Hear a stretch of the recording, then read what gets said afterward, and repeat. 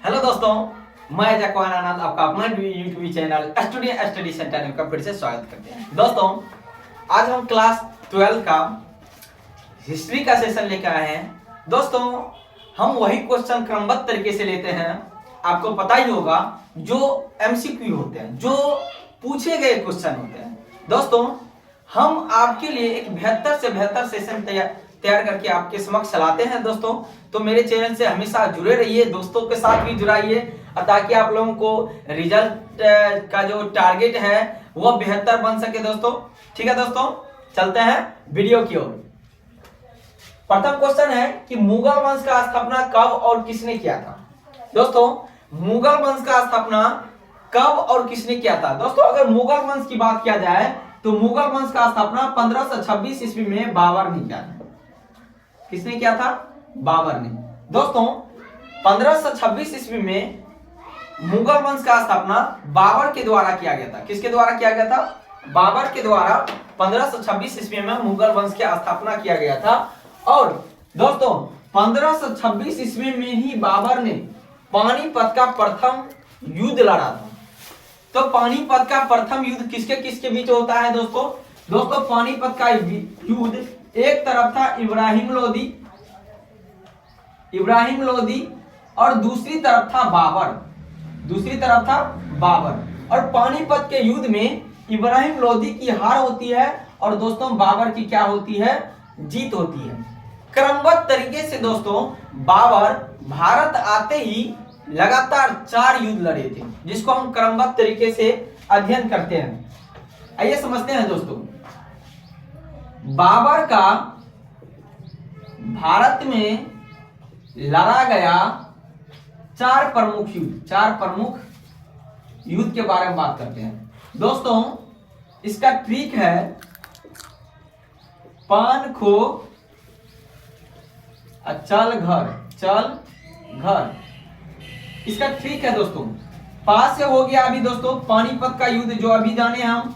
पानीपत का युद्ध 1526 ईस्वी में एक तरफ था, बी से हो गया बाबर, ई से वो हो गया इब्राहिम लोदी।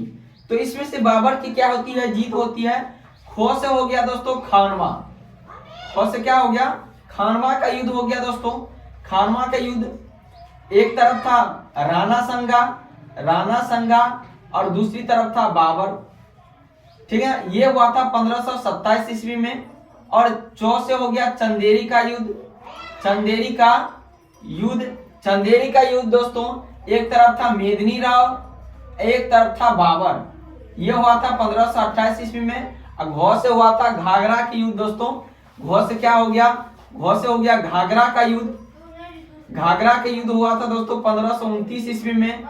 एक तरफ था अफगानवासी और दूसरी तरफ था बाबर। और 1530 ईस्वी में क्या होती है दोस्तों? बाबर की क्या होते हैं? मृत्यु हो जाते हैं। बाबर को क्या हो जाते हैं? मृत्यु हो जाते हैं। ये भी क्वेश्चन पूछे जाते हैं दोस्तों, बाबर की मृत्यु कब होते हैं? तो 1530 ईस्वी में बाबर की मृत्यु हो जाती है, यानी डेथ हो जाती है। ठीक है दोस्तों, आगे बढ़ते हैं क्रमबद्ध तरीके से। पानीपत का दूसरा युद्ध कब हुआ था? तो पानीपत का अगर दूसरा युद्ध के बारे में जानते हैं दोस्तों, पानीपत का दूसरा युद्ध हुआ था 1556 ईस्वी में। पानीपत का दूसरा युद्ध हुआ था 1556 ईस्वी में। एक तरफ था अकबर का सेनापति अकबर और दूसरी तरफ था हेमू। दोस्तों, हेमू को हम लोग विक्रमादित्य के नाम से भी जानते हैं। ठीक ना दोस्तों, हेमू को हम लोग विक्रमादित्य के भी नाम से जानते हैं। और एक तरफ था अकबर और दूसरा तरफ था हेमू। और पानीपत के मैदान में ये दूसरा युद्ध होता है। अब जान लेते हैं दोस्तों थोड़ा सा हम पानीपत का तीसरा युद्ध। दोस्तों, 1761 ईस्वी में पानीपत की तीसरी युद्ध होती है। 1761 ईस्वी में पानीपत की तीसरा युद्ध होता है। एक तरफ था दोस्तों, एक तरफ था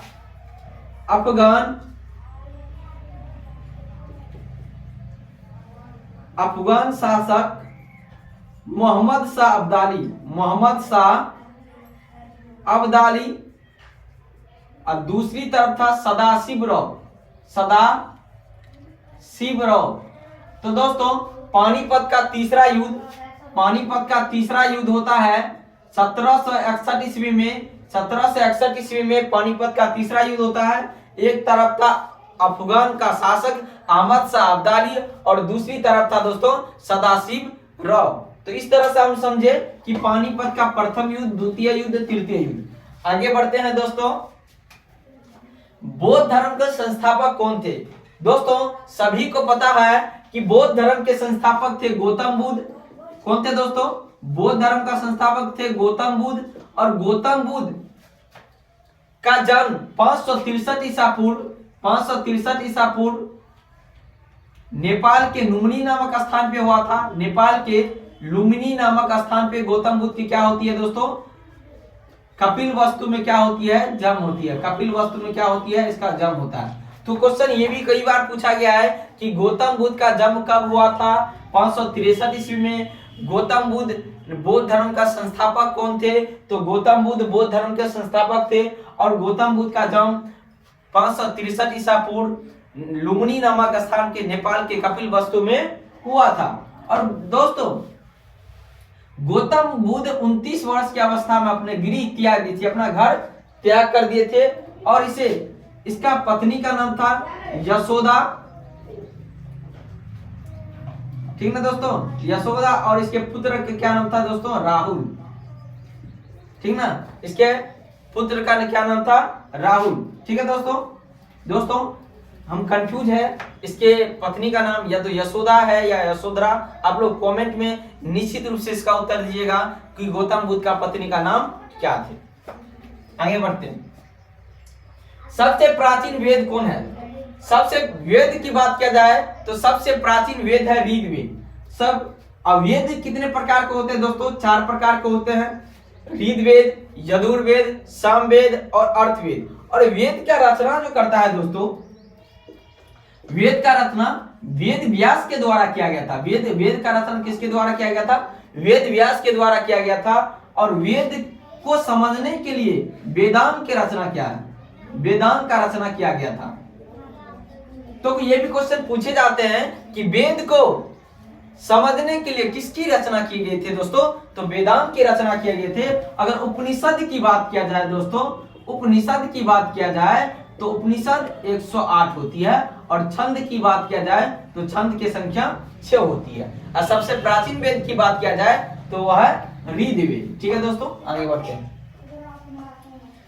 आधुनिक भारत का प्रणेता किसे कहा जाता है? तो दोस्तों आधुनिक भारत का जनक, आधुनिक भारत का प्रणेता किसे कहा जाता है?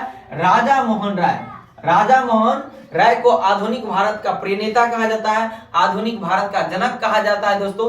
क्यों? क्योंकि इसने सती प्रथा, बाल विवाह, ये सब जातिवाद, ये सब पे प्रतिबंध लगाए थे, ठीक है दोस्तों। इसी कारण इसलिए आधुनिक भारत का प्रणेता कहा जाता है। गुलाम वंश का संस्थापक कौन थे दोस्तों? दोस्तों अगर बात किया जाए गुलाम वंश का संस्थापक, वह कुतुबुद्दीन ऐबक था। कौन? कुतुबुद्दीन ऐबक 1206 ईस्वी में गुलाम वंश का स्थापना करता है। गुलाम वंश को दोस्तों ममलुक वंश के नाम से भी जाना जाता है या दास वंश के नाम से भी जाने जाते हैं। तो आप इसको कंफ्यूजन मत कीजिएगा, गुलाम वंश को ममलुक वंश के नाम से भी जानते हैं और दास वंश के भी नाम से जानते हैं। चलते हैं आगे बढ़ते हैं। तराइन का प्रथम युद्ध कब हुआ था दोस्तों? दोस्तों अगर तराइन की प्रथम युद्ध की बात किया जाए तो तराइन का प्रथम युद्ध